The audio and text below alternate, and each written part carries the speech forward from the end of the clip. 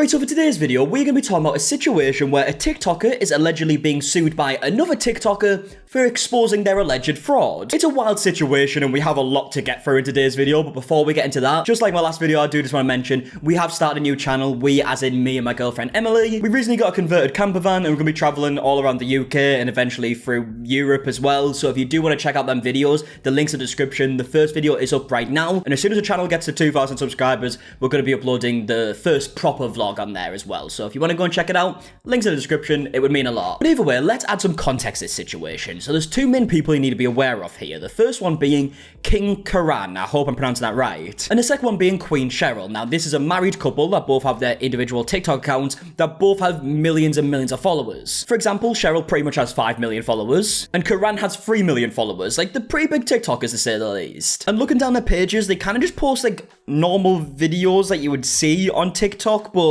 from what I can tell in the comment section, people are just interested in a relationship because there's a big age gap, I believe about 40 years. I think she's 63, he's 26. Well, recently they actually uploaded a video saying that they just purchased this massive facility that they were going to turn into a shelter, and this is the video. Hello. We're at the women's shelter that we got. That's in Adairsville, Georgia. Okay, right, so a very important thing here is that they've clearly just said right there, we're at the shelter that we've got. They're making it seem as if they bought this shelter at this point. And if we actually skim through here, you can see this is a massive facility. Like, this would cost a ridiculous amount of money, not only to just like purchase in the first place, but to fully renovate, which it clearly looks like it really needs to. And the stuff that they were planning would cost a ridiculous amount of money. Like, just looking at the description that's just put here, it said that it will have 40 well-lit rooms, free daycare, a state-of-the-art cafeteria, classrooms, trade school classes, and business classes. Other amenities will also include Bible study, horseback riding, swimming, an exercise room, free clothes, and free hygiene products. Like, this is a lot of stuff. This is very expensive. And look, I obviously don't know their financial position at all, but I just know that this would cost a stupid amount of money to first of all do and then keep running too. And I guess because this project is so big, they decided to ask for donations on this video as well. As we'd see here, it says all donations are accepted and appreciated, even if it's just $1. And then if we go further down, it says to donate or see of the list of the items we need donated, please check out our website. Now, I've went to the website since I read this and it looks like it's just fully taken down. I mean, we'll see why in a second, I guess. But here's the website now. If you click it, it literally just says coming soon. And look, obviously if this project is possible, it would be incredible. It'd be a really, really, really good thing to do. The problem is there was a lot of people who were a bit skeptical and thinking, how is this even possible? Because of like how much it would cost. But I think it's fair to say people got a lot more skeptical when this post started making the rounds on the internet, because this post was made by someone who knows the owner. Now, obviously with me saying that, you might think, oh, you sure it's not just like a random person? When we get to the response videos, it becomes pretty clear that this is a person that first of all Karan and Cheryl are aware of, and it seems like this is a person who is definitely in contact with the owner. And it says, hello all, I hope everyone is well. There's been a lot of static and circulation recently of a couple in Rome, GA, who had posted a video of a large building in Adairsville, I've definitely pronounced that wrong, that they claim to have and were turning into a women and children's shelter. They did not purchase this property, they did not lease this property, nor were they ever in contact for this property. While the owner of the property believes a women and children's shelter in Adairsville would be beneficial and an incredibly noble undertaking, at this time, he did not feel this was the right couple for such a project. He has repeatedly requested that the video of them soliciting money for the property be removed to no avail. Any and all donations they have and continue to receive are in no way affiliated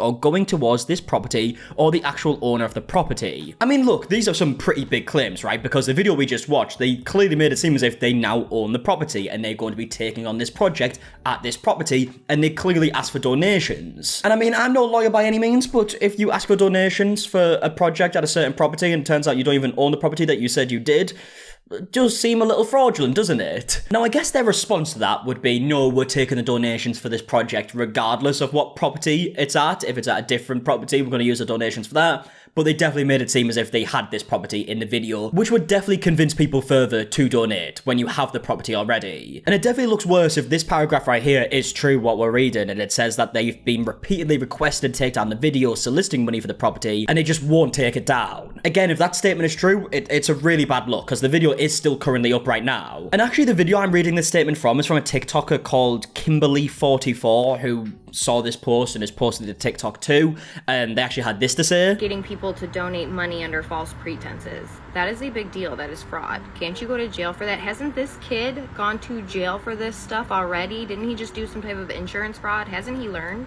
I mean, look, I don't know if that's true when she's saying that this guy's already been in jail for fraud. I have no way of proving that. But the reason why I'm showing you this video is because we will be coming back to it a bit later on. This is where we see the lawsuit stuff. But first of all, let's actually see Karan and Cheryl's response to this stuff coming out, this statement specifically. Hello. Hello. So we did not purchase that property in Adairsville, Georgia. There was a lot of things going wrong with the property. There was a lady there who harassed us completely on the internet that is homeless, that lives there in a barn.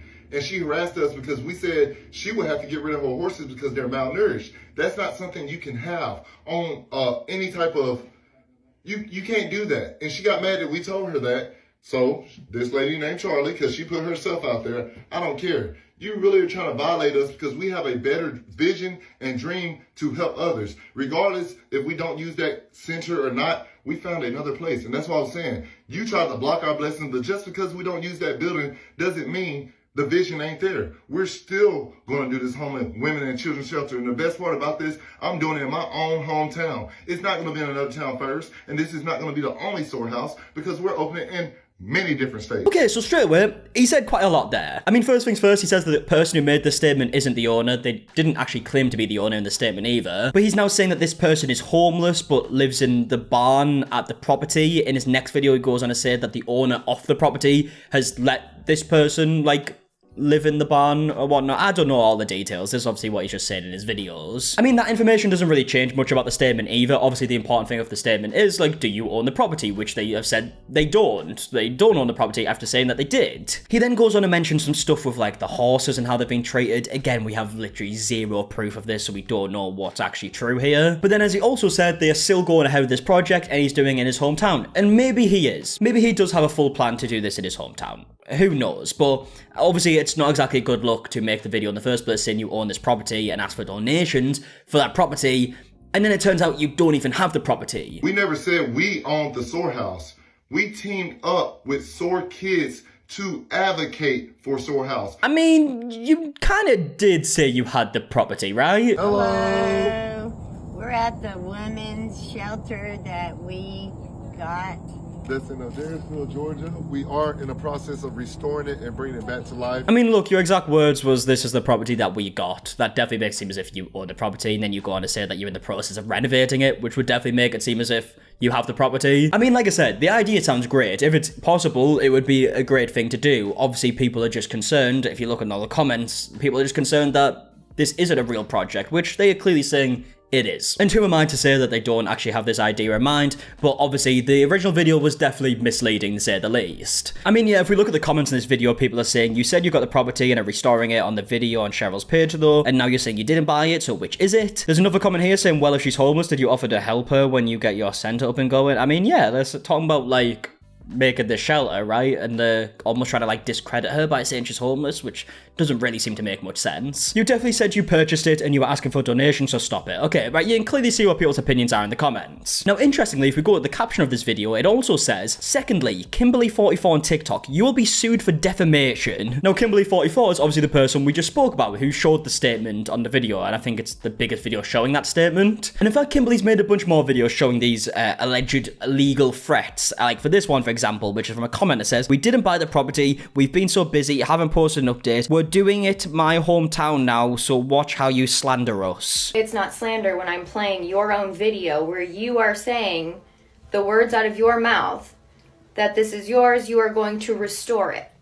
If you didn't want people speaking about you, don't do shitty things. Don't be a scammer. Bottom line. Yeah, I mean, saying that the property isn't theirs clearly isn't slander, because they've now came out and said themselves that the property isn't theirs. The only thing that I can imagine is if this guy wasn't actually previously arrested for fraud or whatever she claimed that he was arrested for, I could see how that would be slander. I would like to think that maybe she has proof of that, you know? But yeah, posting their own video where they say that they have this property and then they're going to restore it, and then you find out that they don't have this property and they're not going to be restoring it, and voicing your opinions on that, that's clearly not slander. And on another video, Kimberly actually showed that Karan sent her a message like privately, and it says, you will be sued for defamation, so get money you can off that post, it's already saved. So yeah, he is clearly very adamant that he is going to be suing Kimberly. Personally, do I think that's going to happen? I mean, probably not, unless there is generally something I said in the videos that is slander and can be sued. I mean, yeah, I don't know. Maybe it's just like an intimidation tactic. Who knows? Maybe he's serious. I mean, either way, I would love to know your opinions in the comment section down below and everything that we spoke about in today's video. Leave a like, subscribe, all that stuff. Also, of course, the new channel is in the description. If you want to go and subscribe, it would mean a lot. And yeah, until the next one, I'll see you guys in a bit. All right, goodbye.